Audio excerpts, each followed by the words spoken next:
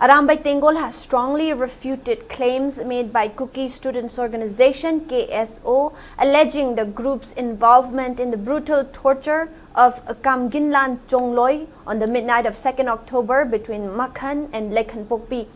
In a statement issued today, Arambai Tenggol clarified that the allegations are baseless and misleading and emphasized that Arambai General Headquarters has no affiliation with the group.